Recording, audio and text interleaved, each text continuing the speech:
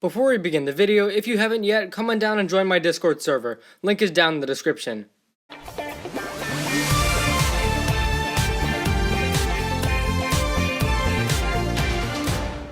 Hey guys, welcome back for my Season 14 ranking updates. So this one, basically we're going to go back through previous videos, such as ranking the intros, seasons, and villains, and we're going to update it with the new stuff from the island, just so I don't have to go back and remake every video right away.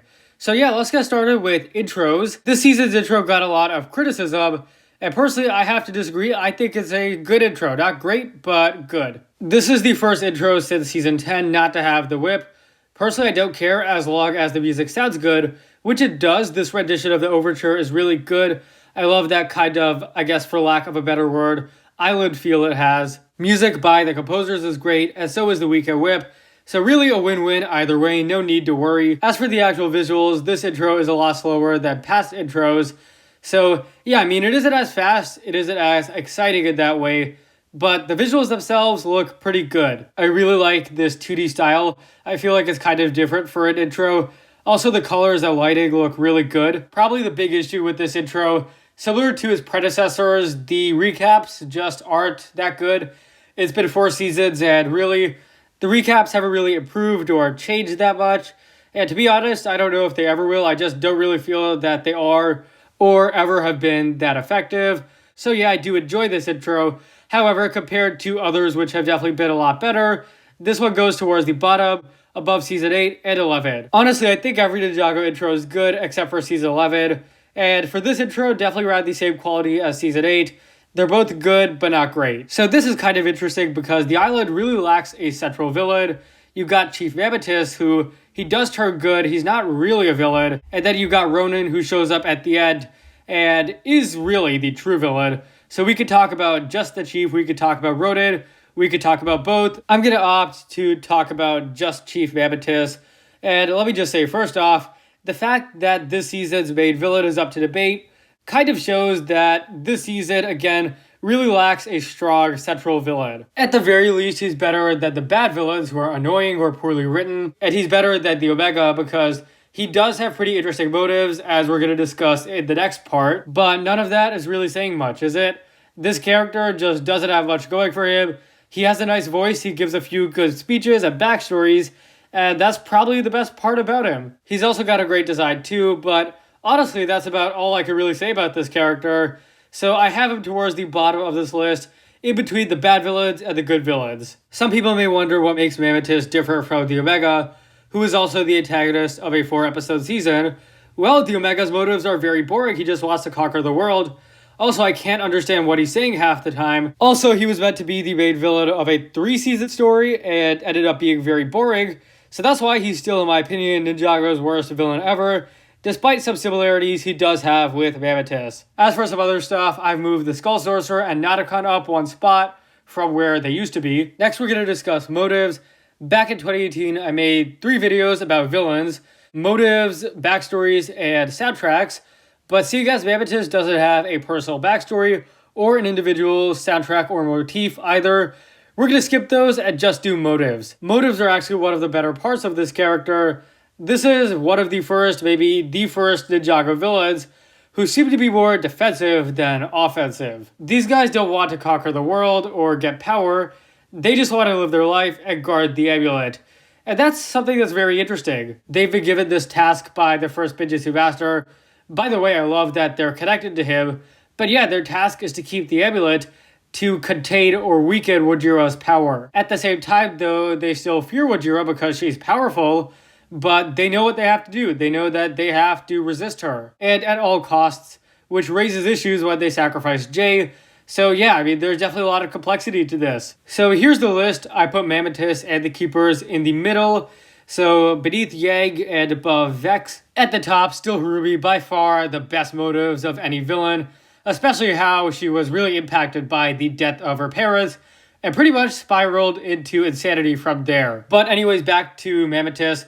This was a very, very basic character. There wasn't much going on, but I do have a strong feeling he'll be back in Season 15, this time more as an ally instead of a villain.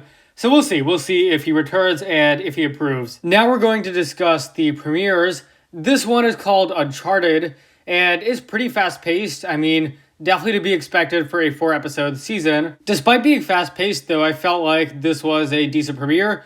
It's not the best, it doesn't have any super fantastic fight or great emotion, but it does what it has to do, right? I felt that the first scene was very good. It was really entertaining, and it was a nice setup for the Snow Golems and just generally the plot of this entire season for that matter. I've talked about this a lot, but the bow stuff was really good.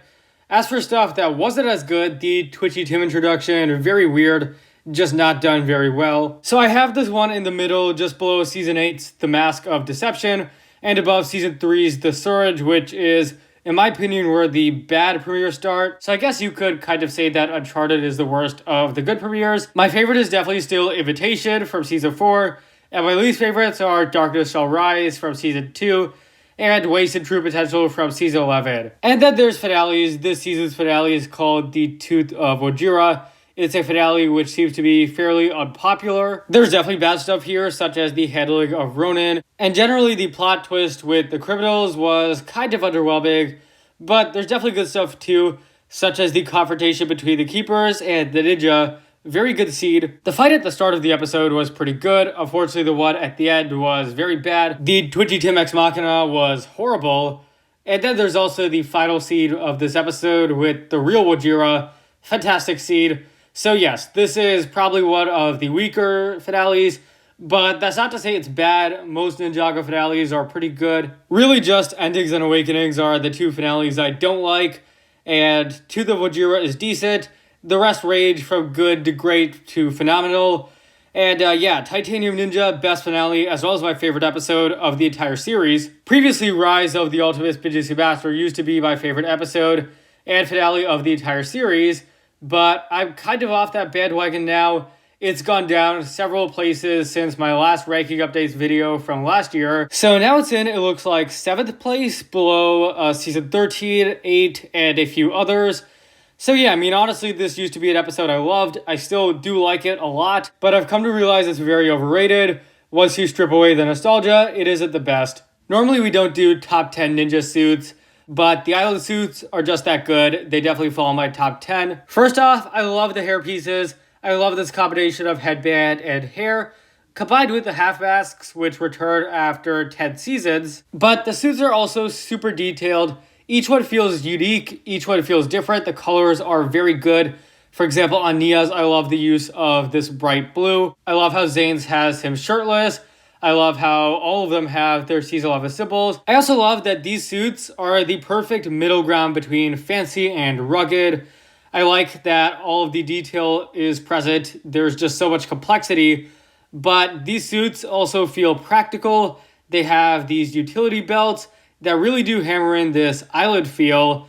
So yes, these suits are just phenomenal. Really the best of both worlds. These are my second favorite Ninjago suits ever. And honestly, I could see them becoming my favorite. Maybe sometime in the future. But I feel like they're so good. They bring in really good creative new elements, combine them with old ones, and the final product is great. So what's my final verdict on the island? I felt like this was a decent season. It was good, but not great. It was fun to watch, but not really a season that I feel like I'll remember, or I guess a special season, you know? Certainly not the way season 13 was. I felt the island had a lot of really cool ideas, had good fights as usual. The story was okay. The mystery aspect was cool, although the plot twist wasn't the best. And Chief Mammoth and the Keepers are okay. Thing is though, this season lacks any sort of character growth or any sort of good villains. And obviously that's by design. This season isn't supposed to have those. It's just supposed to be a setup for season 15. But still, either way, if you don't have development, you don't have development. So that by itself automatically puts it below a lot of other seasons. However, I mean, this season isn't bad. There are bad Ninjago seasons, so this season definitely goes above the bad seasons.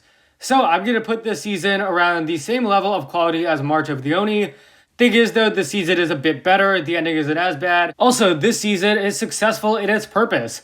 It does set up season 15 very well. Unfortunately, March of the Oni does not do a good job of ending the Oni trilogy. So this season is in 11th place. My favorite is still season 4, and my least favorite is still season 11. So that's about all for this updates video.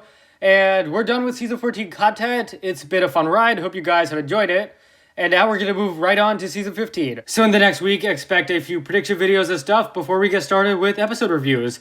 Thanks for watching, guys. If you enjoyed, be sure to leave a like, subscribe, share with anyone and everyone you know. Let me know how you guys would rank this season compared to the others, and I'll see you next time.